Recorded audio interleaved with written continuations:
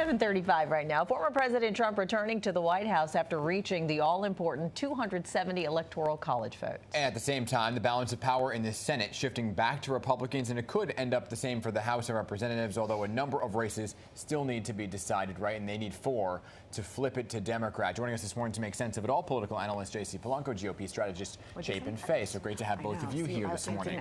And if we could just kill that microphone in the back, thank you very much. Appreciate it. So let's talk about this right now, guys, because Democrats this morning waking up, Kamala Harris waking up, she has yet to concede this race, but looking at how things played out last night and some of these key states that she needed to win and underperformed in, what are Democrats waking up this morning and thinking, Jason? They're shocked. They're absolutely shocked. The polls were completely off. We were thinking it was going to be a lot closer, but it seems as if former President Trump, now President-elect Trump, just completely wiped the map. And we saw some incredible numbers come in. We saw 45% of Latino men support Donald Trump in many places. We saw places where we've never seen Donald Trump do so well. He outperformed his 2020 numbers by 90% in some places. It's absolutely incredible what we saw across the country. I think pollsters today are waking up, and they're going to have to look for a new profession. Well, I mean, we thought it was going to be days before a winner was declared. What do you think it was that well, over the top? Love him or hate him, it's Trump's America this morning, right? But I will say, it's not that shocking. I wouldn't have been shocked if it was a blowout either way. The polls did have it close, and these 7 swing states were so close, right? They could have gone all for Harris, they could have gone all for Trump, or there could have been a mixed bag. It happened that they went for Trump, and some of them are razor thin. So while the Electoral College seems like it was a blowout, and it was a good win, it could have gone the other way very, very easily. It was very close in those 7 states, right?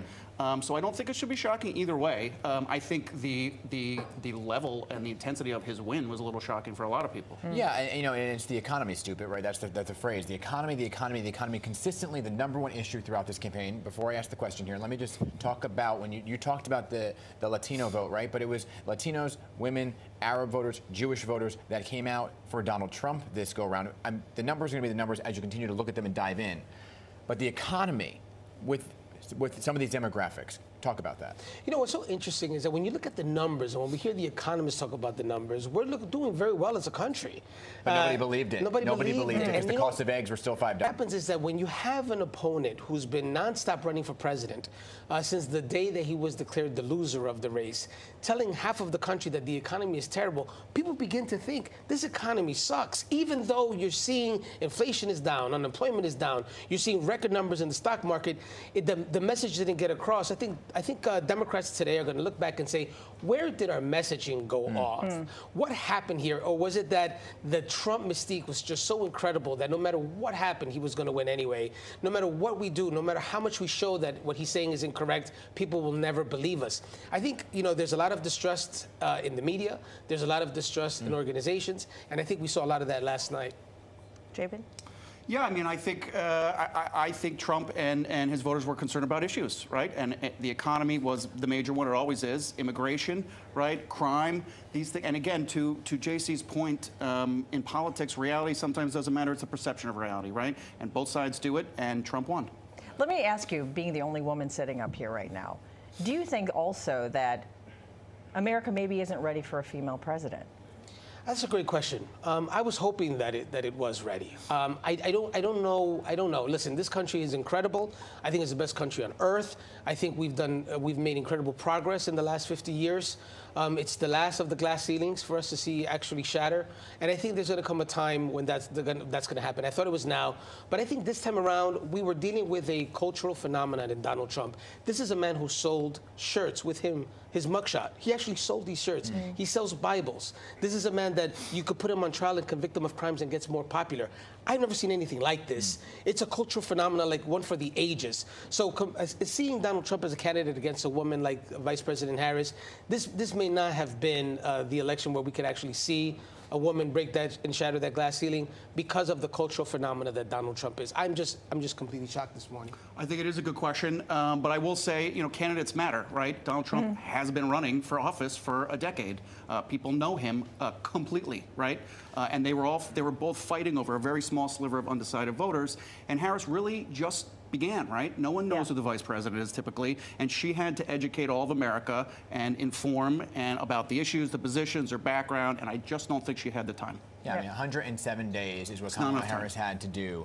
And the vice president is seemingly an unknown person. So she had to introduce herself and was up against the odds. However, in some of these issues, abortion rights, reproductive rights were enshrined into law in some of the states, even where Donald Trump won this go around. But I want to talk about, again, the demographics. Look at Passaic County in New Jersey, right? This is historically a county that is Latino voters that has gone for Democrats and this time went for Trump.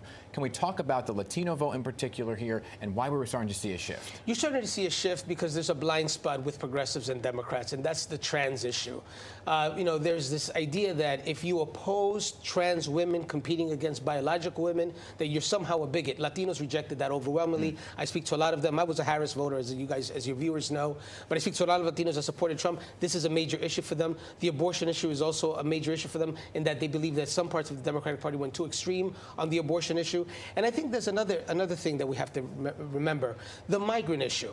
We've seen up to 15 million migrants that came to the country not through a careful port of entry, and we don't know who they are. We don't know what their background is, and they live among us. This was an issue that many Democrats thought was going to offend Latinos if you come out against it, but a lot of Latinos are concerned about the migrant crisis, and it wasn't really answered timely by the White House. And this is what I'm getting on the ground. So there were some blind spots there that I think Democrats are going to Monday morning quarterback. Jamie, do you want to? Yeah, I mean, I got my start with Governor Pataki, who in 2002 had a whole separate campaign called Amigos de Pataki. He understood it. And Latino voters are typically faith, family, freedom, religious, family-oriented, and tend to skew conservative if they are messaged to and if they are not taken for granted. And I think that's what you saw. But let's not forget, there's also the macho of this all.